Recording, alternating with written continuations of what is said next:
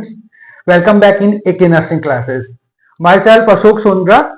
Today we discuss very important topic related to hematology system is blood transfusion. ठीक है, तो आज अपन क्या करेंगे, एक महत्वपूर्ण टॉपिक के बारे में अध्ययन करेंगे, वो पढ़ेंगे अपन ब्लड ट्रांसफ्यूजन. ठीक है, तो जो पिछली क्लास के अंदर अपन ने जो पढ़ा था वो ब्लड ट्रांसफ्यूजन पार्ट 1 पढ़ा था. पार्ट 1 के अंदर अपन ने जो अध्ययन किया था वो अध्ययन किया था कि ब्लड ट्रांसफ्यूजन की डेफिनेशन क्या होती है.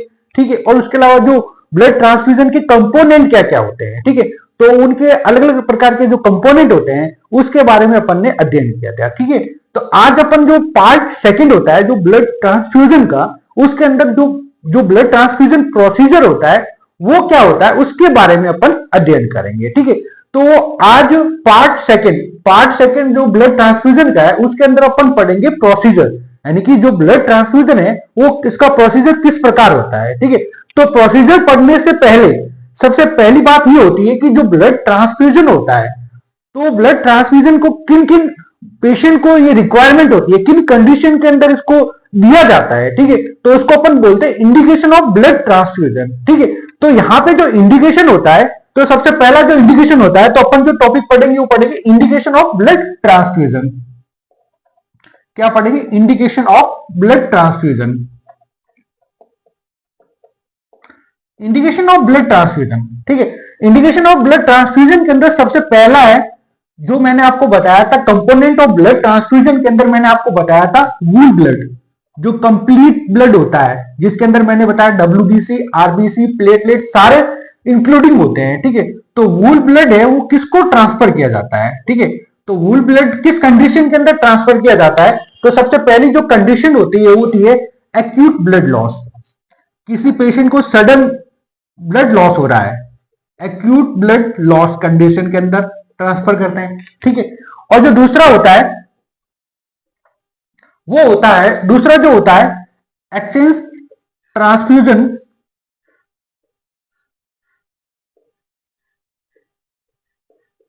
एक्सचेंज ट्रांसफ्यूजन इन न्यूनेट. किसके अंदर? एक्सचेंज ट्रांसफ्यूजन इन न्यूनेट के अंदर.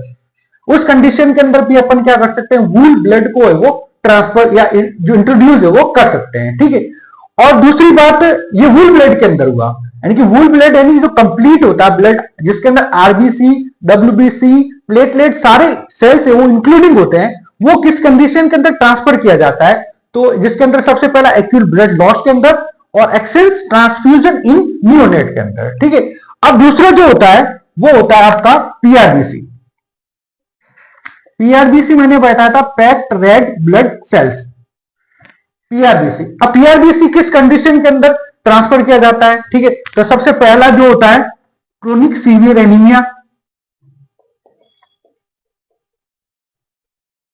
क्रोनिक सीवियर एनीमिया कंडीशन के अंदर किसी पेशेंट को क्रोनिक सीवियर एनीमिया हो रहा है, तब उस कंडीशन के अंदर अपन क्या करते हैं, पैक्ड रेड ब्लड सेल है वो ट्रांसफ्यूज करते हैं. ठीक है, और दूसरा कोई पेशेंट ल्यूकेमिया का है, ब्लड कैंसर का जो पेशेंट है उसके अंदर अपन ट्रांसफर कर सकते हैं. ठीक है, और जो तीसरा जो होता है वो होता है थैलेसीमिया. थैलेसीमिया एक ब्लड डिसऑर्डर होता है, एनीमिया का टाइप होता है. ठीक है, जो बच्चों के अंदर मोस्टली पाया जाता है. ठीक है, तो उस कंडीशन के अंदर भी अपन क्या कर सकते हैं, पीआरबी से वो इंट्रोड्यूस कर सकते हैं. ठीक है, तो पीआरबी से 3 कंडीशन के अंदर इंट्रोड्यूस कर सकते हैं, या इसका इंडिकेशन होता है वो होता है क्रोनिक सीवियर एनीमिया के अंदर. ठीक है, और दूसरा होता है ल्यूकेमिया के अंदर, और तीसरा जो होता है वो होता है आपका थैलेसीमिया के अंदर. ठीक है, और जो थर्ड वन जो टाइप मैंने आपको बताया था, थर्ड वन जो कंपोनेंट बताया था वो बताया था प्लेटलेट. कौन सा बताया था? प्लेटलेट. अब प्लेटलेट कैसे इंट्रोड्यूस करते हैं, तो प्लेटलेट के अंदर सबसे पहला जो होता है वो होता है थ्रोम्बोसाइटोपेनिया. मतलब किसी पेशेंट को ब्लीडिंग डिसऑर्डर है, थ्रोम्बोसाइटोपेनिया मतलब ब्लड का क्लोट नहीं हो रहा है, थ्रोम्बोसाइटोपेनिया की कंडीशन के अंदर इंट्रोड्यूस करते हैं. ठीक है, और दूसरा जो होता है वो होता है bleeding disorder. Bleeding disorder due to platelet dysfunction. Platelet dysfunction किसके कारण? प्लेटलेट किसी एबनॉर्मल के कारण क्या होता है, प्लेटलेट डिसफंक्शन हो रहा है, तो वहां पे क्या हो रहा है, ब्लीडिंग कंटिन्यू हो रही है, तो ब्लीडिंग को रोकने के लिए अपन क्या करते हैं, प्लेटलेट है वो इंट्रोड्यूस करते हैं, ठीक है।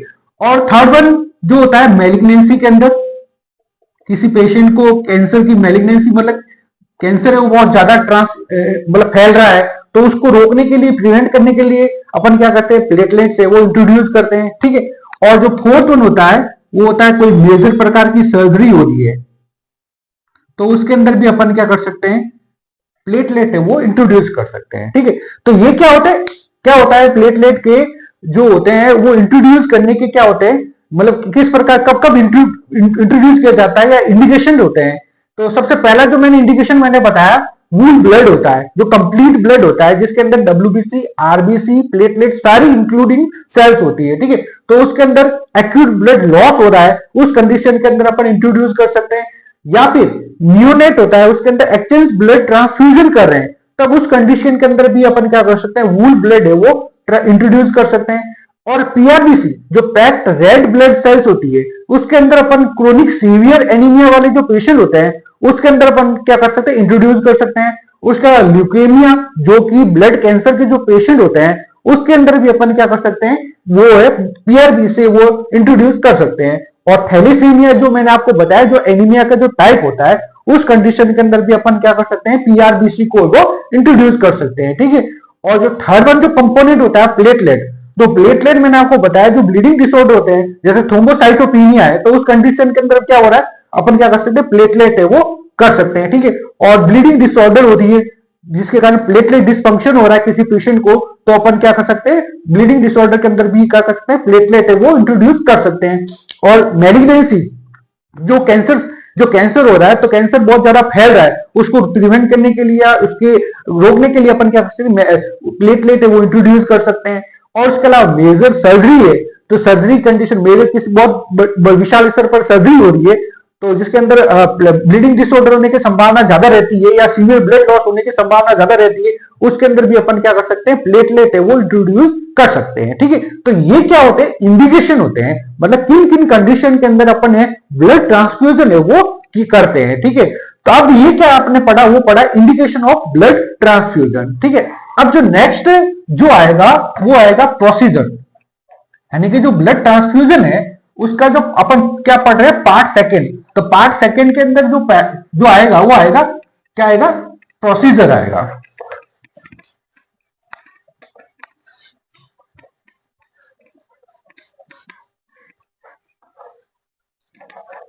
तो प्रोसीजर के अंदर क्या आएगा, प्रोसीजर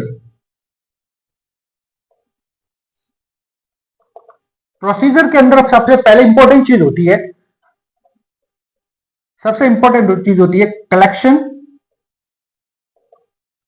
एंड स्टोरेज, यानी कि ब्लड को कलेक्ट करने के बाद स्टोर करते हैं, ठीक है। तो कलेक्शन एंड स्टोरेज, ठीक है। तो इसके अंदर अपन प्रोसीजर के अंदर इंपॉर्टेंट पढ़ेंगे कलेक्शन एंड स्टोरेज। उसके अंदर सबसे पहले जो मैंने आपको बताया था कि जो दो कंडीशन होती है, एक होता है डोनर का मतलब होता है जो ब्लड को देता है, ठीक है। और रेसिपिएंट जिसको अपन ब्लड लेने के बाद अपन क्या करते हैं, उसको इंट्रोड्यूस कर रहे हैं, ठीक है, तो वो रेसिपिएंट कहलाता है, ठीक है। तो यहाँ पे दो कंडीशन होती है, जो दो डोनर होता है, तो डोनर क्या होता है, ब्लड को क्या होता है, देता है, ठीक है। तो इसके यहाँ पे क्या पढ़ेंगे, डोनर के बारे में अध्ययन करेंगे, ठीक है। तो जो इंपोर्ट मैन क्या करेंगे, अपन डोनर के बारे में अपन अध्ययन करेंगे। डोनर जो जिससे अपन ब्लड ले रहे हैं या ब्लड दे रहा है वो मरीज, ठीक है। तो उसके अंदर सबसे पहला जो होता है, जो डोनर होता है, तो डोनर की जो एज अपन काउंट करते हैं, जो नॉर्मली एज काउंट करते हैं, वो एज काउंट करते हैं 18 टू 65 ईयर ओल्ड। कितनी होनी चाहिए, 18 टू 65 ईयर। और उसके अलावा वो हेल्दी पर्सन होना चाहिए। कैसा होना चाहिए, हेल्दी पर्सन होना चाहिए। कैसा होना चाहिए, हेल्दी पर्सन होना चाहिए, ठीक है। उसके बाद उसका अगर वेट देखें, उसका वेट है वो नॉर्मल 50 केजी तक होना चाहिए, यानी 50 किलोग्राम तक उसका वेट है वो अनुमानित होना चाहिए, ठीक है। और इसके अलावा जो एचबी लेवल है, हीमोग्लोबिन लेवल है उसका, वो नॉर्मली मोर देन 12.5 ग्राम पर डीएल, उससे ज्यादा अपने को देख होना चाहिए। ठीक है, इस अगर उससे कम है तो अपन क्या कर सकते हैं, वो उससे अपन ब्लड है वो नहीं ले सकते हैं। ठीक है, तो मोर देन 12.5 ग्राम पर डीएल उसका हीमोग्लोबिन लेवल होना चाहिए, तभी अपन वो क्या करते हैं, डोनर है वो ब्लड है, उस डोनर से अपन क्या करते हैं, ब्लड ले सकते हैं। ठीक है, उसके बाद में ब्लड का वॉल्यूम है, जो डोनर होता है उससे वॉल्यूम कितना कलेक्ट करते हैं, ब्लड वॉल्यूम कलेक्ट।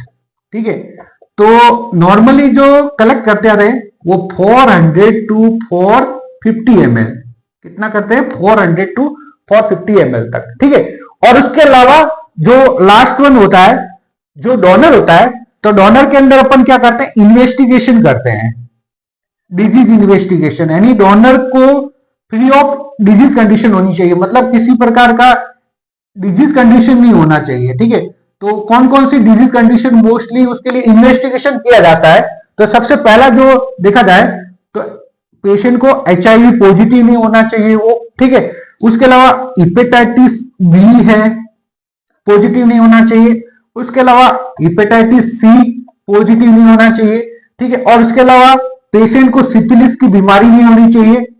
ठीक है, और उसके अलावा मलेरिया की बीमारी भी नहीं होनी चाहिए। ठीक है, मलेरिया अपन अप टू 5 ईयर तक उसको कोई मलेरिया की प्रॉब्लम नहीं होनी चाहिए, तब तक उसके अंदर वो पेशेंट वो ब्लड दे सकता है। ठीक है, तो यहां पर जो अगर सुटेबल डोनर देखा जाए जिससे अपन को ब्लड लेना है, तो उस कंडीशन के अंदर अपन देखते हैं कि डोनर वो सुटेबल है नहीं, तो यहां पे सबसे पहले एज को काउंट किया जाता है। तो एज है वो नॉर्मल जो एज रखी जाती है वो 18 टू 65 ईयर ओल्ड रखी जाती है। ठीक है, उसके बाद उसका वेट है वो 50 kg रखा जाता है। ठीक है, और उसका एचबी लेवल चेक करते हैं, हीमोग्लोबिन लेवल चेक करते हैं, वो मोर देन 12.5 ग्राम पर डीएल से ज्यादा होना चाहिए। ठीक है, उसके अगर ब्लड वॉल्यूम को कलेक्ट कर रहे हैं तो वो ब्लड वॉल्यूम होता है 400 टू 450 ml तक कलेक्ट करते हैं। ठीक है, अब बात होती है कि जो डोनर होता है, जो डोनर के अंदर जो डिजीज इन्वेस्टिगेशन चेक कर रहे हैं, ठीक है, तो डोनर क्या होना चाहिए, फ्री फ्रॉम इंफेक्शन होना चाहिए। ठीक है, तो यहाँ पे सबसे पहली बात HIV पॉजिटिव नहीं होना चाहिए,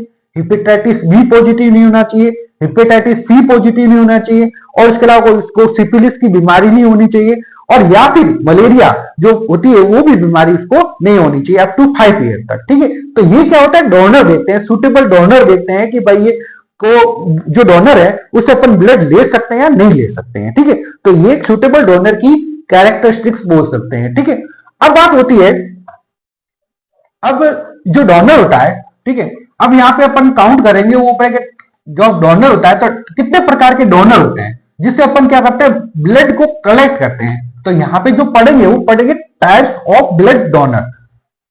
क्या पढ़ेंगे, types of blood donor, types of blood donor.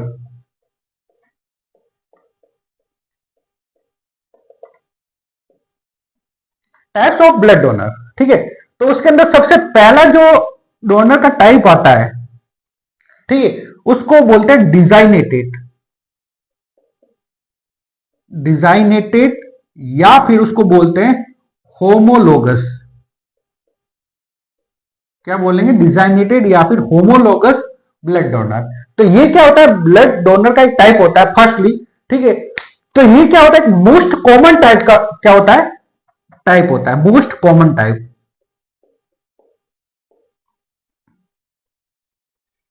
Most common type का, मोस्ट कॉमन टाइप का क्या होता है, ब्लड डोनर का टाइप होता है। ठीक है, तो इसके अंदर जो ब्लड है वो किससे कलेक्ट कर सकते हैं, इससे अपन कलेक्ट कर सकते हैं, फ्रेंड से भी कलेक्ट कर सकते हैं, या फिर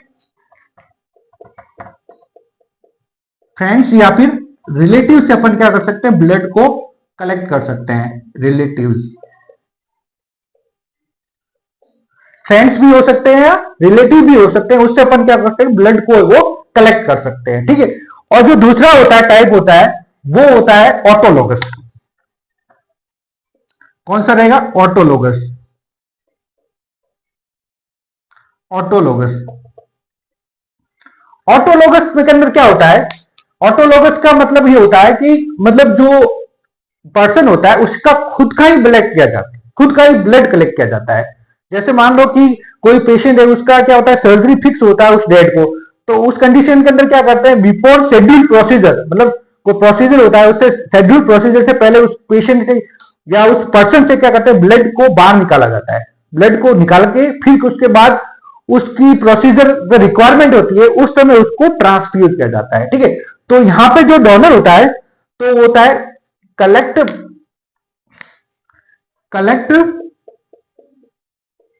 ब्लड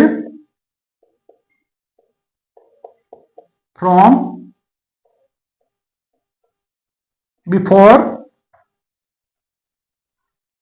बिफोर शेड्यूल्ड प्रोसीजर। कोई प्रोसीजर होता है उसका शेड्यूल फिक्स करके अपन क्या कर सकते हैं, उसके खुद से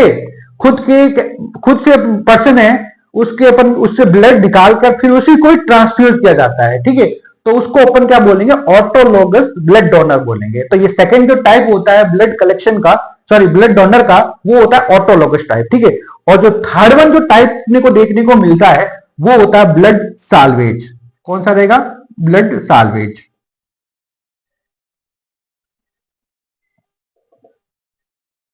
ब्लड साल्वेज, जो ब्लड साल्वेज होता है वो क्या होता है, एक ऑटोलोगस का ही टाइप होता है। ठीक है, क्या होता है, एक ऑटोलोगस का ही टाइप होता है। ठीक है, इसके अंदर जो ब्लड है जो कलेक्ट किया जाता है वो जो पर्सन होता है, पर्सन की जो जॉइंट कैविटी होती है या जॉइंट स्पेस होता है, वहां से अपन बाई सक्शन मेथड के द्वारा अपन क्या करते हैं, ब्लड को निकालकर फिर उसको क्या करते हैं, इंट्रोड्यूस करते हैं। ठीक है, तो ये जो थर्ड जो मेथड होता है या ब्लड डोनर का जो थर्ड टाइप होता है वो टाइप होता है कि इसके अंदर क्या होता है कि जॉइंट कैविटी होती है, वो जो पर्सन होता है उसकी जॉइंट कैविटी या जॉइंट स्पेस से क्या करते हैं, बाय सक्शनिंग मेथड के द्वारा ब्लड को कलेक्ट किया जाता है। ठीक है, तो ये जो मैंने बताया ये क्या होता है, ऑटोलोगस टाइप रहता है, ऑटोलोगस टाइप रहेगा, ऑटोलोगस टाइप रहेगा। ठीक है, और दूसरा जो ब्लड है वो कलेक्ट कहां से करते हैं, blood collect from joint cavity या फिर joint space, by suctioning procedure के द्वारा। ठीक है, तो ये क्या होते हैं, जो टाइप्स ऑफ डोनर होता है कि सुटेबल जो डोनर होते हैं वो कितने प्रकार के होते हैं। ठीक है, तो यहाँ पे 3 प्रकार के टाइप्स ऑफ डोनर के बारे में अपन ने अध्ययन किया। ठीक है, तो सबसे पहला जो मैंने आपको बताया वो डिजाइनेटेड या फिर होमोलोगस होता है, जो कि मोस्ट कॉमन टाइप का यूज करते हैं मोस्टली। ठीक है, इसके अंदर जो ब्लड है जो वो किससे कलेक्ट करते हैं, फ्रेंड से भी हो सकते हैं या रिलेटिव से भी अपन क्या कर सकते हैं, ब्लड को कलेक्ट कर सकते हैं। ठीक है, और जो सेकंड मैंने आपको बताया वो ऑटोलोगस टाइप रहेगा। ठीक है, ऑटोलोगस के अंदर जो ब्लड जो कलेक्ट करते हैं वो किससे करते हैं कि खुद का ही ब्लड होता है, जो पर्सन होता है उसका खुद का ही ब्लड निकाल कर अपन क्या करते हैं, उसका जो शेड्यूल प्रोसीजर होता है उससे में उसको ट्रांसफ्यूज किया जाता है। ठीक है, तो उसको अपन क्या बोलेंगे, ऑटोलोगस टाइप बोलेंगे। ठीक है, और जो थर्ड वन जो टाइप होता है वो होता है ब्लड साल्वेज। ठीक है, जिसके अंदर वो ऑटोलोगस का ही टाइप होता है। तो इसके अंदर जो पर्सन होता है उसके अंदर जो ब्लड है वो कलेक्ट कहां से करते हैं, जॉइंट कैविटी या जॉइंट स्पेस से अपन क्या करते हैं, ब्लड को कलेक्ट करके अपन बिफोर शेड्यूल प्रोसीजर के समय उसको इंट्रोड्यूस करते हैं। ठीक है, तो ये क्या होता है, टाइप्स ऑफ ब्लड डोनर के बारे में अपन ने अध्ययन किया। ठीक है, अब बात होती है, अब डोनर के बारे में अपन ने अध्ययन किया फर्स्ट अपन ने। अब सेकंड होता है कि जो ब्लड कलेक्ट कर रहे हैं, ठीक है, तो ब्लड जिस पेशेंट का कलेक्ट कर रहे हैं तो उसके लिए अपन क्या करते हैं, क्रॉस मैचिंग करते हैं। ठीक है, क्रॉस मैचिंग मतलब जो डोनर होता है और रेसिपिएंट होता है उससे अपन क्या करते हैं, ब्लड कलेक्ट करके अपन क्या करते हैं, उनका एंटीजन एंटीबॉडी रिएक्शन देखते हैं। ठीक है, तो यहाँ पे जो सेकंड जो होता है टाइप होता है वो होता है क्रॉस मैचिंग। डोनर के बाद में अपन पढ़ेंगे वो पढ़ेंगे क्रॉस मैचिंग। क्या पढ़ेंगे, क्रॉस मैचिंग। ठीक है, अब क्रॉस मैचिंग के अंदर अपन क्या करते हैं, सुटेबल डोनर देखते हैं कि भाई प्रॉपर सुटेबल डोनर है नहीं, तो वो सुटेबल डोनर कैसे डिसाइड करेंगे, तो डिसाइड करने का क्या होता है, तरीका होता है। ठीक है, तो डिसाइड करने का यहाँ पे कंपेटिबल डोनर को चेक करते हैं। कंपेटिबल डोनर मतलब सुटेबल जो डोनर है या नहीं, तो कंपेटिबल डोनर चेक करना है तो अपन क्या करते हैं, जो डोनर होता है, डोनर की साइड अपन क्या करते हैं, आरबीसी को देखते हैं, आरबीसी को कलेक्ट करते हैं। ठीक है, जिसको अपन क्या बोलते हैं, एंटीजन बोलेंगे। क्या बोलेंगे? एंटीजन। ठीक है। और जो रेसिपिएंट होता है, जिसको अपन ब्लड दे रहे हैं, डोनर से अपन ब्लड कलेक्ट कर रहे हैं, फिर अपन इंट्रोड्यूस किसको करें? रेसिपिएंट को इंट्रोड्यूस करें। तो रेसिपिएंट को अपन क्या करते हैं? प्लाज्मा लेते हैं, जिसको अपन क्या बोलेंगे? एंटीबॉडी बोलेंगे। क्या बोलेंगे? एंटीबॉडी बोलेंगे। ठीक है। फिर अपन क्या करेंगे? उसका एंटीजन एंटीबॉडी रिएक्शन करवाएंगे। उसके बाद अगर एंटीजन एंटीबॉडी रिएक्शन अगर सही है तो कंपैटिबल डोनर, वो सुटेबल डोनर होगा। ठीक है। तो यहां पे जो अगर किसी पेशी को क्रॉस मैचिंग करते हैं, ब्लड निकाल के अपन क्या करते हैं? क्रॉस मैचिंग करते हैं कि भाई प्रॉपर तरीके से उसको ब्लड दे सकते हैं नहीं दे सकते, या प्रॉपर सुटेबल है या नहीं डोनर वो। ठीक है। तो यहां पर डोनर साइड अपन क्या करते हैं? आरबीसी कलेक्ट करते हैं, जिसके अंदर अपन एंटीजन कहलाता है। ठीक है।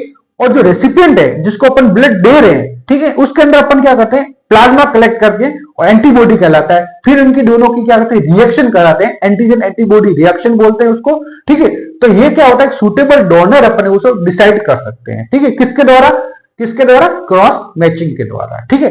अब अपन ने डोनर के बारे में पढ़ा, उसके बाद अपन ने पढ़ा क्रॉस मैचिंग के बारे में। अब जो थर्ड वन होता है कि जो ब्लड ट्रांसफ्यूजन कर रहे हैं मरीज को या डोनर को, सॉरी रेसिपिएंट को, तो उसके अंदर अपन क्या करते हैं? ट्रांसफ्यूजन कैसे करते हैं। तो यहां पर अपन देखेंगे ट्रांसफ्यूजन किस प्रकार से अपन ट्रांसफ्यूज करेंगे। ठीक है। जो थर्ड वन रहेगा अपना, वो रहेगा ट्रांसफ्यूजन। क्या रहेगा? ट्रांसफ्यूजन।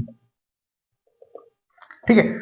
तो ट्रांसफ्यूजन करते हैं, तो ट्रांसफ्यूजन करने का सबसे पहली बात इंपॉर्टेंट चीज होती है कि अपन ने क्या किया, जैसे मान लो कि डोनर साइड से अपन ने ब्लड निकाल के क्या कर दिया? ब्लड बैंक के अंदर स्टोर कर दिया। ठीक है। अब ब्लड बैंक से अगर किसी पेशेंट को ब्लड की रिक्वायरमेंट है, ठीक है, तो अपन क्या करते हैं? ब्लड बैंक से निकाल कर विद इन 30 मिनट के अंदर अपन उसको क्या करते हैं? किसी रेसिपिएंट को ब्लड है वो ट्रांसफर कर सकते हैं। ठीक है। तो यहां पे जो इंपॉर्टेंट चीज होती है कि भाई अपन ब्लड ट्रांसफ्यूजन कैसे कर सकते हैं। ठीक है। तो यहां पे जो ट्रांसफ्यूजन करने का तरीका होता है, blood transfusion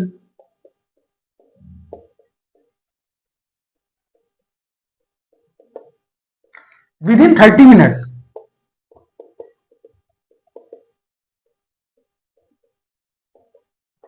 within 30 minutes before, sorry, from collection of, from collection of blood bank।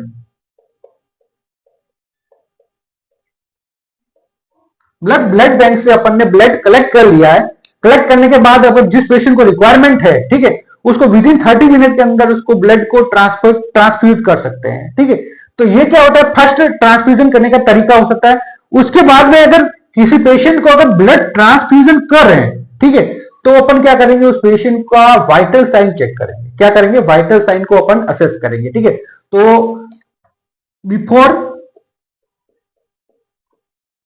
Before blood transfusion assess vital sign, assess vital sign. तो जिस पेशेंट को अपन जो रेसिपिएंट होता है उसको अपन ब्लड ट्रांसफ्यूजन कर रहे हैं, तो ट्रांसफ्यूजन करने से पहले क्या करेंगे? अपन उसका वाइटल साइन को अपन क्या करेंगे? असेस करेंगे। ठीक है। अगर उसका प्रॉपर या नॉर्मल कंडीशन के अंदर वाइटल है तो अपन क्या कर सकते हो? उसको ब्लड को है वो इंट्रोड्यूस कर सकते हैं। ठीक है। अब बात होती है कि जो ब्लड ट्रांसफ्यूजन बैग होता है, ठीक है, अब जो ब्लड ट्रांसफ्यूजन बैग होता है तो उसको जो दो रजिस्टर्ड नर्स होती है उसके द्वारा अपन क्या करते हैं? चेक करवाते हैं। ठीक है। तो यहां पे जो ब्लड बैग होता है, blood bag check by two registered nurse, two registered nurse के द्वारा अपन क्या करते हैं? ब्लड चेक, ब्लड बैग को चेक किया जाता है। ठीक है। अब ब्लड बैग के अंदर वो जो दो रजिस्टर्ड नर्स है वो क्या क्या असेस करेगी? ठीक है। तो सबसे पहले जो असेस करेगी वो करेगी भाई पेशेंट का नेम क्या है। सबसे पहले क्या करेगी? वो नेम को असेस करेगी, नेम को मैच करेगी भाई प्रॉपर उसी का ब्लड है या नहीं। ठीक है ना। उसके बाद यूनिट नंबर है, किस यूनिट में जा रहा है वो यूनिट नंबर को असेस करेगी। ठीक है। उसके बाद में डेट ऑफ कलेक्शन, कब कलेक्शन हुआ है, ठीक है। उसके बाद डेट ऑफ इश्यू, कब वो ब्लड इश्यू हुआ है, ठीक है। उसके बाद में डेट ऑफ एक्सपायरी, उसका एक्सपायरी कब है, और उसके अलावा अपन उस पेशेंट का ब्लड ग्रुप मैच करेंगे, उससे मिलान करेंगे उसको ब्लड ग्रुप सही है नहीं, ब्लड ग्रुपिंग। तो यहां पे जो असेस किया जाता है वो किया जाता है, नेम क्या है, नेम को मैच करेंगे, भाई प्रॉपर नेम है नहीं, मरीज का जो बैग पे लिखा हुआ है उससे मैच खा रहा है कि नहीं खा रहा है, तो वो 2 रजिस्टर्ड नर्स के द्वारा चेक किया जाता है। उसके बाद में डेट ऑफ कलेक्शन कब हुआ उसका, ठीक है। उसके बाद डेट ऑफ इश्यू कब हुआ, ठीक है। डेट ऑफ एक्सपायरी क्या है, अगर एक्सपायरी है तो अपन नहीं देंगे, ठीक है। और blood grouping, blood group match करेंगे, भाई उस पेशेंट का है नहीं ब्लड ग्रुप, ठीक है ना, वो मैच खा रहा है कि नहीं खा रहा है, अगर नहीं खा रहा तो नहीं देंगे उसको, ठीक है। तो एक 2 रजिस्टर्ड नर्स होती है, उसके द्वारा अपन क्या करते हैं, ब्लड बैग होता है उसको असेस किया जाता है या चेक किया जाता है, जिसके अंदर नेम देखा जाता है, यूनिट नंबर देखा जाता है, डेट ऑफ कलेक्शन कब हुआ उसका, ठीक है, डेट ऑफ इश्यू है और डेट ऑफ एक्सपायरी है, और ब्लड ग्रुपिंग देखी जाती है, ठीक है। तो ये क्या होते हैं, मैंने बताया ये जो ट्रांसफ्यूजन होता है, ट्रांसफ्यूजन का तरीका होता है, ठीक है। तो ट्रांसफ्यूजन का मैंने आपको बताया कि ब्लड बैंक से अपन ने फर्स्ट अपने मैंने बताया जो ब्लड बैंक से अपने ब्लड कलेक्ट करके विद इन 30 मिनट के अंदर अपन उसको ट्रांसफ्यूज कर सकते हैं, ठीक है। उस दूसरा मैंने बताया कि जो किसी मरीज को अपन ब्लड ट्रांसफ्यूजन कर रहे हैं तो उससे पहले अपन क्या करते हैं, वाइटल साइन को अपन क्या करेंगे, असेस करेंगे, ठीक है। और उसके बाद जो ब्लड बैग होता है उसको 2 रजिस्टर्ड नर्स के द्वारा चेक किया जाता है, तभी उसके बाद अपन क्या करते हैं, उसको इंट्रोड्यूस करते हैं, ठीक है। तो यहाँ पे सबसे पहले जो नेम देखा जाएगा, यूनिट नंबर देखा जाएगा, डेट ऑफ कलेक्शन देखा जाएगा, ठीक है, डेट ऑफ इश्यू देखी जाएगी, डेट ऑफ एक्सपायरी देखी जाएगी, और ब्लड ग्रुपिंग को मैच करते हैं, ठीक है। तो ये क्या होता है कि ट्रांसफ्यूजन होता है, ठीक है। अब बात होती है, अब मैंने पहला डोनर पढ़ा, डोनर के बाद में अपन ने क्रॉस मैचिंग पढ़ा, क्रॉस मैचिंग के अंदर ट्रांसफ्यूजन पढ़ा। अब ट्रांसफ्यूजन के अंदर मैंने आपको बताया कि सुटेबल डोनर होता है, कैसे ट्रांसफ्यूज किया जाता है, ठीक है। अब बात होती है वाइटल साइन का, क्या रहेगा, वाइटल साइन, फोर्थ वन क्या रहेगा, वाइटल साइन,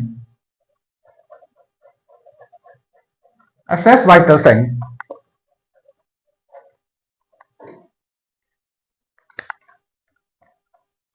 फोर्थ वन रहेगा, सॉरी फोर्थ वन रहेगा, वो रहेगा वाइटल साइन।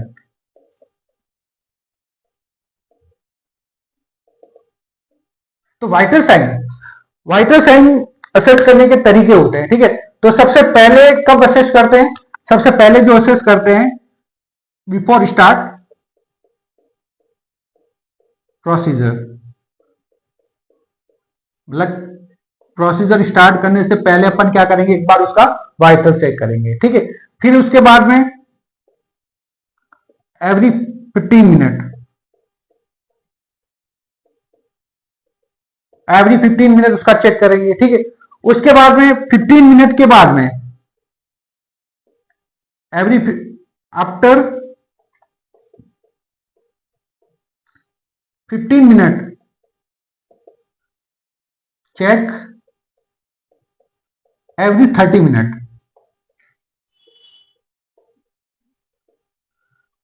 मतलब 15 मिनट बाद चेक करने के बाद अपन क्या करेंगे, हर आधे घंटे से उसका वाइटल साइन असेस करेंगे, ठीक है।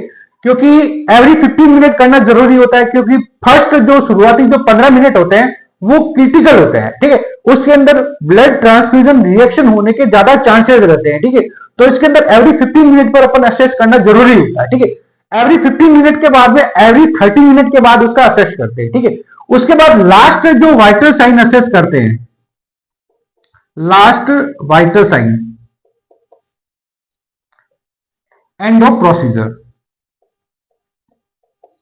मतलब उसका प्रोसीजर एंड हुआ है, ब्लड ट्रांसफ्यूजन खत्म हुआ है, उसके बाद अपन क्या करेंगे, उसका वाइटल साइन है वो असेस करेंगे, ठीक है। तो यहां पे जो ट्रांसफ्यूजन के अंदर जो वाइटल साइन चेक करते हैं, किसी पेशेंट को, रेसिपिएंट को ब्लड ट्रांसफ्यूजन करना है तो उससे पहले पहले अपन वाइटल साइन चेक करते हैं, ठीक है। तो सबसे पहला अपन प्रोसीजर स्टार्ट नहीं है उससे पहले क्या करेंगे, अपन वाइटल साइन को असेस करेंगे, ठीक है। उसके बाद एवरी 15 मिनट जैसे असेस, मतलब ब्लड ट्रांसफ्यूजन स्टार्ट हो गया, 15 मिनट तक अपन क्या करेंगे, उसका वाइटल साइन चेक करेंगे, क्योंकि वहां पर क्या होता है कि वो क्रिटिकल कंडीशन होती है, क्योंकि वहां पे सबसे ज्यादा है वो ब्लड ट्रांसफ्यूजन रिएक्शन होने के ज्यादा चांसेस रहते हैं। ठीक है, उसके बाद में एवरी 15 मिनट के बाद में अपन क्या करेंगे, एवरी 30 मिनट तक अपन क्या करेंगे, उसका वाइटल साइन है वो असेस करेंगे। ठीक है, उसके बाद में लास्ट वन जो वाइटल साइन चेक किया जाता है वो and of procedure, last blood transfusion खत्म हो गया, उसके बाद में ब्लड बैंक खत्म हो गया, उसके बाद में अपन क्या करेंगे, वाइटल साइन को अपन क्या करेंगे, असेस करेंगे। ठीक है, कई बार क्या होता है कि लास्ट वाइटल ब्लड ट्रांसफ्यूजन होने के बाद पेशेंट को क्या होता है, कॉम्प्लिकेशन होने के चांसेस रहते हैं। तो ये क्या होता है, वाइटल साइन को असेस करने के तरीके होते हैं। ठीक है, तो यहाँ फोर्थ वन मैंने आपको बताया, वो वाइटल साइन को असेस करने के तरीके बताया। ठीक है, अब बात होती है ट्रांसफ्यूजन रेट। अब फिफ्थ वन जो पढ़ेंगे वो पढ़ेंगे ट्रांसफ्यूजन रेट। अब जो ब्लड ट्रांसफ्यूजन कर रहे हैं तो उसको नॉर्मली ट्रांसफ्यूज कैसे किया जाता है, ट्रांसफ्यूजन रेट कैसे रखी जाती है, मतलब उसकी दर कैसे रखी जाती है। तो फिफ्थ वन होता है वो होता है transfusion rate.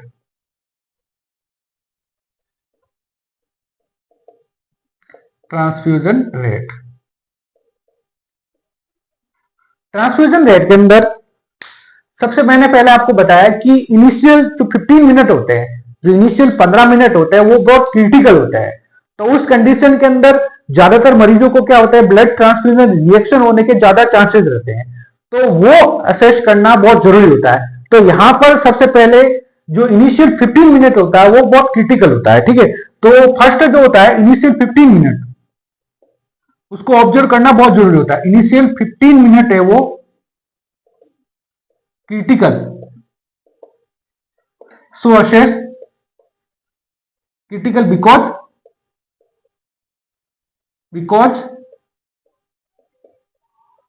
Blood transfusion reaction, blood transfusion reaction, उस दौरान क्या होता है, ब्लड ट्रांसफ्यूजन रिएक्शन होने के ज्यादा चांसेस रहते हैं। ठीक है, अब जो ये जो 15 मिनट होते हैं, 15 मिनट शुरुआती, उसके अंदर ज्यादा चांसेस रहते हैं, इसलिए अपन क्या करते हैं, ब्लड को है वो स्लो इंट्रोड्यूस करते हैं ताकि एकदम मरीज को ज्यादा रिएक्शन नहीं हो। ठीक है, तो यहां पे स्लो के लिए अपन कितनी रेट है वो डिसाइड करते हैं। ठीक है, तो इनिशियली जो 15 मिनट होता है, इनिशियल 15 मिनट, उसके अंदर जो रेट रखी जाती है वो रखी जाती है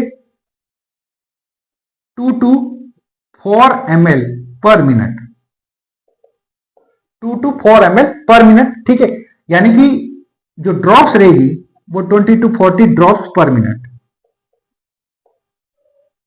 20 to 40 ड्रॉप्स पर मिनट। ठीक है, तो ये जो अपन ड्रॉप फैक्टर काउंट करते हैं उसके अंदर 2 से 4 ml पर मिनट के अंदर जाना चाहिए। ठीक है, और ड्रॉप्स रखी जाती है 20 to 40 ड्रॉप्स पर मिनट। ठीक है, उसके बाद में इनिशियली 15 मिनट के बाद आफ्टर 15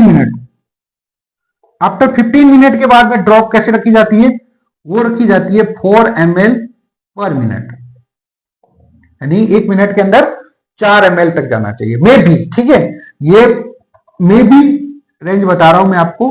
ठीक है, मे बी 4 ml पर मिनट। ठीक है, तो ये क्या, और इनिशियल 15 मिनट होता है तो वहां पे 2 to 4 ml पर मिनट, यानी कि 20 to 40 ड्रॉप्स पर मिनट। ठीक है, और आफ्टर 15 मिनट होता है तो 4 ml पर मिनट। ठीक है, उसके बाद में अगर इनिशियल ब्लड वॉल्यूम को कितना देते हैं, इनिशियल ब्लड वॉल्यूम को कितना ट्रांसफ्यूज करते हैं, इनिशियल ब्लड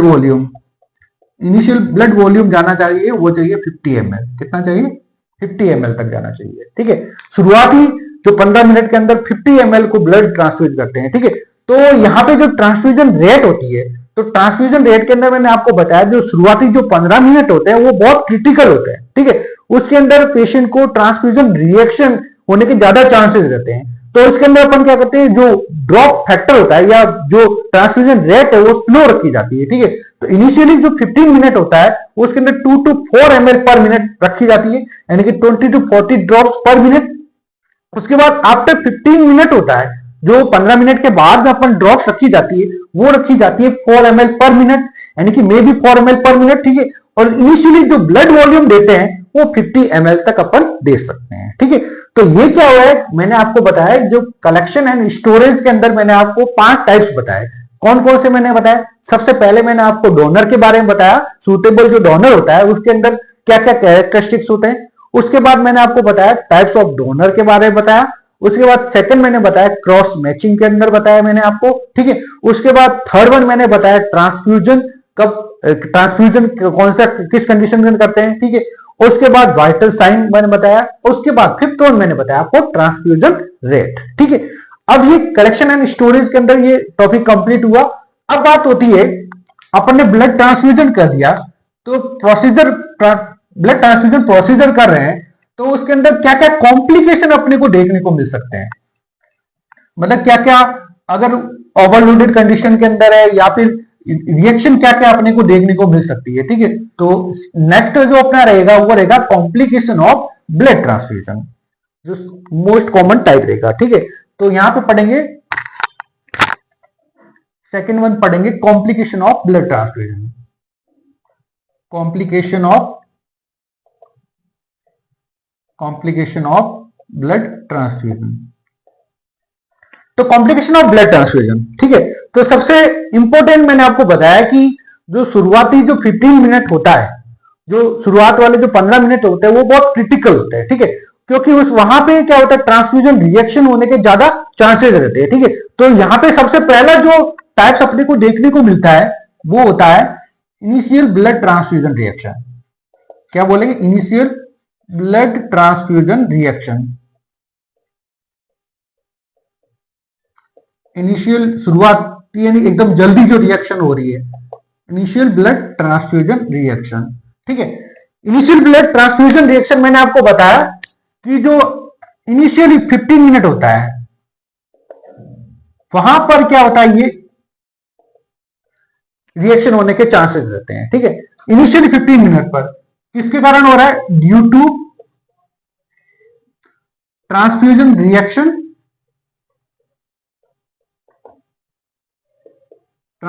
रिएक्शन, और एबीओ इनकम्पेटिबिलिटी, मतलब एबी जो ब्लड ग्रुप होता है वो इन मैच नहीं खा रहा, इनकम्पेटिबिलिटी के कारण हो रहा है। किसके कारण हो रहा है? इनकम्पेटिबिलिटी के कारण हो रहा है, ठीक है।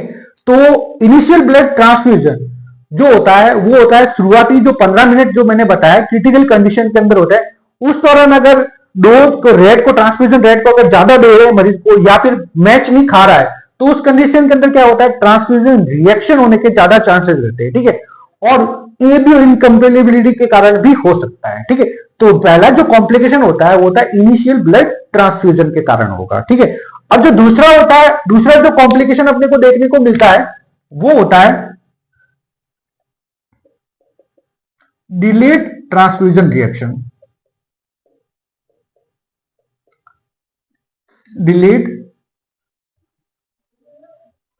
Delayed transfusion reaction.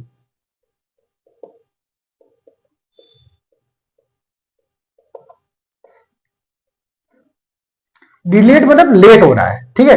इनिशियल मतलब पहले हो रहा है, ठीक है। तो ये जो ब्लड ट्रांसफ्यूजन रिएक्शन होती है वो मंथ टू ईयर, मतलब एक महीने के बाद भी हो सकती है और कहीं मतलब साल के बाद भी हो सकती है। किस कारण हो रही है? Due to hepatitis C blood reaction, ठीक है। जो मैंने आपको हेपेटाइटिस सी रिएक्शन होती है उसके कारण क्या होता है ब्लड ट्रांसफ्यूजन है वो रिएक्शन हो सकती है, ठीक है। तो यहां पे जो ये जो देखने को मिलता है डिलेड ब्लड ट्रांसफ्यूजन रिएक्शन देखने को मिलती है वो मिलती है मंथ टू ईयर। ये जो कब हो सकती है? मंथ टू ईयर पे हो सकती है ड्यू टू किसके कारण हो रही है? हेपेटाइटिस सी रिएक्शन के कारण या भी इंफेक्शन के कारण। किसके कारण हो रही है? हेपेटाइटिस सी बीमारी के कारण या रिएक्शन के कारण अपने को क्या देखने को मिलेगा? डिलेड ट्रांसफ्यूजन रिएक्शन है अपने को देखने को मिल सकता है, ठीक है। तो ये पहला टाइप पढ़ा मैंने इनिशियल ब्लड ट्रांसफ्यूजन रिएक्शन। उसके बाद सेकंड पढ़ा मैंने जो डिलेड ट्रांसफ्यूजन रेट, ठीक है। उसके बाद जो थर्ड वन होता है वो होता है आपका सर्कुलेटरी ओवरलोड।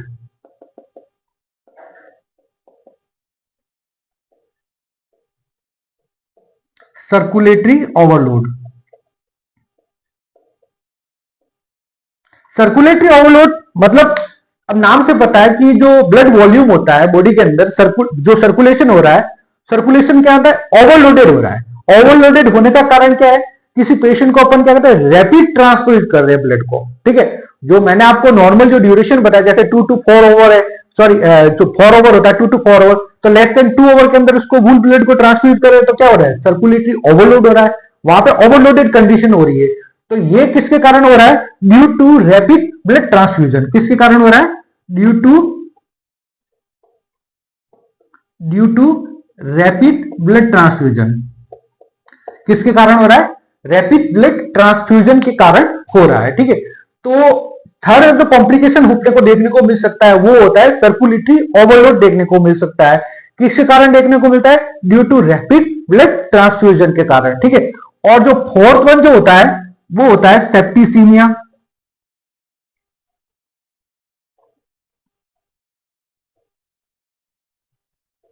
सेप्टिसीमिया, सेप्टिसीमिया का मतलब होता है ब्लड के अंदर क्या होना, इंफेक्शन होना, ठीक है। तो इंफेक्शन होने के क्या कारण है, किसी पेशेंट को अपन कंटामिनेटेड ब्लड दे रहे हैं, कंटामिनेटेड मतलब जो ब्लड काफी टाइम पड़ा रह रहा है या फिर इंफेक्टेड ब्लड है, उसको अपन किसी रेसिपिएंट को ट्रांसफर कर रहे हैं, तो वो क्या कर रहा है, ब्लड है वो कंटामिनेटेड ब्लड क्या करेगा, उसके साथ मिक्स होकर क्या होता है, वो जो रेसिपिएंट के ब्लड होता है उसके अंदर इंफेक्शन को फैलाता है, ठीक है। तो ये किसके कारण हो रहा है, ड्यू टू कंटामिनेटेड ब्लड के कारण हो रहा है। किसके कारण हो रहा है, ड्यू टू कंटामिनेटेड ब्लड। किसी पेशेंट को कंटामिनेटेड ब्लड देने पर क्या हो रहा है, ये सेप्टिसीमिया की कॉम्प्लिकेशन अपने को देखने को मिल सकता है, ठीक है। तो चार कॉम्प्लिकेशन मैंने बताया। इनिशियल ब्लड ट्रांसफ्यूजन रिएक्शन हो रहा है, किसके कारण हो रहा है, ड्यू टू ट्रांसफ्यूजन रिएक्शन या फिर एबियो इनकम्पेटिबिलिटी के कारण हो रहा है, ठीक है। उसके बाद जो डिलेड ट्रांसफ्यूजन रिएक्शन मैंने आपको बताया वो हो रहा है मंथ टू ईयर तक हो सकता है, due to hepatitis C reaction या इंफेक्शन के कारण, ठीक है। और थर्ड वन मैंने बताया सर्कुलेटरी ओवरलोड, किसके कारण हो रहा है, due to rapid blood transfusion के कारण हो रहा है, ठीक है। और या फिर सेप्टिसीमिया, जिसके कारण क्या हो रहा है, ड्यू टू कंटामिनेटेड ब्लड के कारण हो रहा है, ठीक है। तो ये 4 कॉम्प्लिकेशन हुए। पांचवा जो कॉम्प्लिकेशन होता है आयरन ओवरलोड। पांचवा जो कॉम्प्लिकेशन होगा वो आयरन ओवरलोड। अब क्या होता है, ब्लड के अंदर क्या होता है, आयरन होता है, ठीक है। अब किसी पेशेंट को अपन क्या कर रहे हैं, मल्टीपल ब्लड ट्रांसफ्यूजन कर रहे हैं, मतलब 1, 2 या 3 बार अपन उसको कंटिन्यू अपन ब्लड ट्रांसफ्यूज कर रहे हैं, ठीक है। तो वहां पे क्या होगा, अब मैंने बताया ब्लड के अंदर आयरन होगा, आयरन क्या होगा, वहां जाके स्टोर हो जाएगा, ठीक है। तो जो फोर्थ वन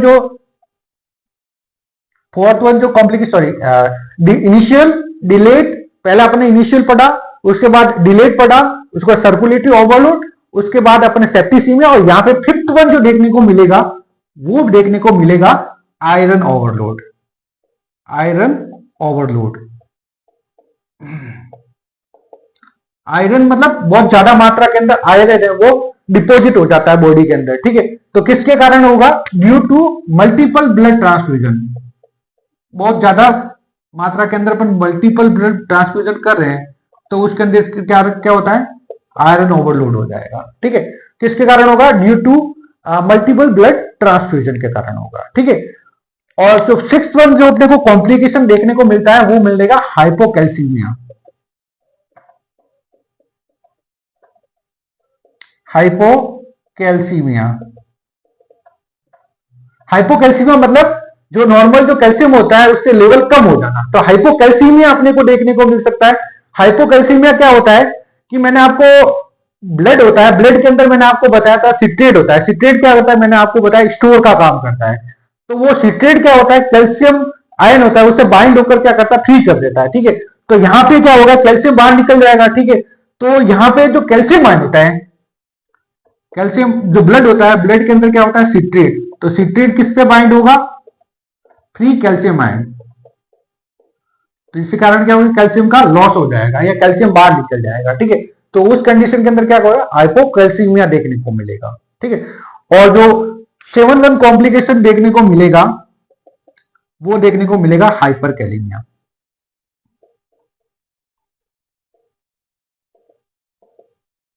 हाइपरकैलेमिया के अंदर क्या होता है कि मैंने बताया कि जो ब्लड होता है, तो ब्लड अगर ज्यादा समय तक पड़ा रहता है, ठीक है, तो उस समय क्या होता है कि वहां से क्या हो गया, ब्लड से क्या होता है, जो पोटेशियम है वो क्या लिबरेट होता है, बाहर निकलता है, ठीक है, ड्यू टू हीमोलाइसिस रिएक्शन, किसके कारण होगा, haemolysis of RBC.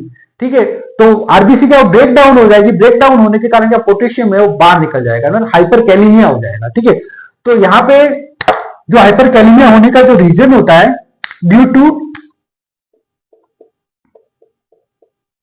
Due to potassium ion liberate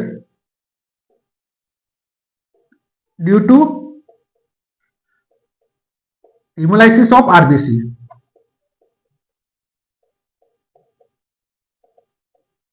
RBC के ब्रेक डाउन की वजह से क्या हो रहा है, पोटेशियम आयन निकल रहे बाहर बॉडी के अंदर। ठीक है, तो ये क्या हो, ब्लड के अंदर ज्यादा मात्रा के अंदर हो जाएंगे तो हाइपरकैलेमिया हो जाएगा, यानी पोटेशियम का लेवल है वो बढ़ जाएगा। ठीक है, तो फिफ्थ कॉम्प्लिकेशन बताया आयरन ओवरलोड। आयरन ओवरलोड किसकी वजह से हो रहा है, due to multiple blood transfusion के कारण हो रहा है। ठीक है, और सिक्स वन मैंने बताया हाइपोकैल्सीमिया। हाइपोकैल्सीमिया किसकी वजह से, सिट्रेट बाइंड हो जाता है कैल्शियम आयन से। ठीक है, तो कैल्शियम आयन बाहर निकल जाएगा और हाइपोकैल्सीमिया की कंडीशन हो जाएगी। ठीक है, और हाइपरकैलेमिया जो कि किसके कारण, जो पोटेशियम आयन बाहर निकल है due to hemolysis of RBC. ठीक है, तो यहां पे अपन ने कॉम्प्लिकेशन के बारे में अध्ययन किया। तो कॉम्प्लिकेशन के अंदर मैंने 7 टाइप आपको बताया। मैंने सबसे पहले मैंने आपको कॉम्प्लिकेशन बताया इनिशियल ब्लड ट्रांसफ्यूजन रिएक्शन, उसके बाद डिलेड ब्लड ट्रांसफ्यूजन रिएक्शन, उसके बाद में आपको सर्कुलेटरी ओवरलोड बताया, उसके बाद सेप्टिसीमिया बताया। ठीक है, उसके बाद में आपको मैंने बताया आयरन ओवरलोड बताया। ठीक है, और उसके बाद में मैंने आपको हाइपोकैल्सीमिया पढ़ाया। ठीक है, और उसके बाद में आपको हाइपरकैलेमिया पढ़ाया। ठीक है, तो ये क्या है, ये ब्लड जो प्रोसीजर है, ब्लड ट्रांसफ्यूजन का जो प्रोसीजर है, यही इंपॉर्टेंट टॉपिक है, यहीं पे कंप्लीट होता है। ठीक है, तो ब्लड ट्रांसफ्यूजन प्रोसीजर जो पार्ट 1 है, चल पार्ट 1 के अंदर मैंने आपको बताया डेफिनेशन पढ़ाई, उसके बाद में कंपोनेंट ऑफ ब्लड बताया। उसके जो पार्ट 2 है उसके अंदर अपन अध्ययन किया, वो किया किसके बारे में, प्रोसीजर के बारे में। तो प्रोसीजर के अंदर मैंने आपको बताया इंडिकेशन ऑफ ब्लड ट्रांसफ्यूजन। ठीक है, उसके बाद में मैंने आपको बताया कि जो प्रोसीजर होता है उसके अंदर कलेक्शन एंड स्टोरेज कैसे करते हैं। ठीक है, जिसके अंदर मैंने आपको 5 टाइप बताए। ठीक है, उसके बाद में आपको कॉम्प्लिकेशन बताया, जिसके अंदर 7 प्रकार के कॉम्प्लिकेशन अपने को देखने को मिल सकते हैं। ठीक है, तो ये आज का इंपॉर्टेंट टॉपिक यहीं पे कंप्लीट होता है। इसी प्रकार के इंटरेस्टिंग टॉपिक पाने के लिए प्लीज लाइक एंड सब्सक्राइब करिए माय यूट्यूब चैनल को। जय हिंद।